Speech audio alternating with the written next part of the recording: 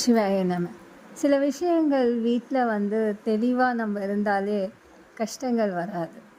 தரித்திரம் எப்படி பிடிக்கும்னா, மூதேவியும் ஸ்ரீதேவியும் காத்துட்டு இருக்கோம்.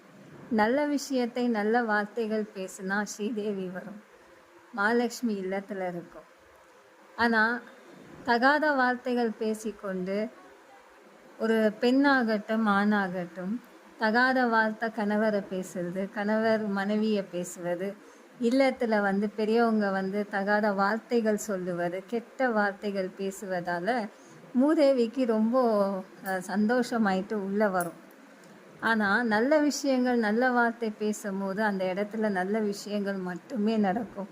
அந்த இடத்துல மகாலட்சுமி இருக்கும். இது உண்மையான வேதம்ங்க. பெண்கள் காலையில் எழுந்த உடனே ஸ்நானம் செய்து பூஜை முடித்த பிறகு சமையலறைக்கு போகணும். அவங்க சொல் வார்த்தைகள் சுத்தமாகவும் வாழ்த்துக்களாக தான் இருக்கணும்.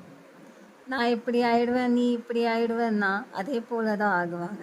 இப்போ மூதேவிக்கு ரொம்ப சந்தோஷமா எப்படியாதான் வார்த்தைங்க பேசுகிறாங்க என்ன உள்ள வருவதற்குன்னு சொல்லி அவங்க உள்ளே அவங்க விளையாட்டை விளையாடுவாங்க. அதனால் நல்ல எண்ணம் போல் வாழ்க்கை. யாரையும் குறை சொல்லாதீங்க, நல்லதை மட்டுமே சிந்தித்து செயல்படுங்க. தகாத வார்த்தைகள் பேசி மனசு நோவடிக்கிறதை விட நல்ல வார்த்தைகள் பேசி நன்மையாக இருக்கலாம். சிவாய நம.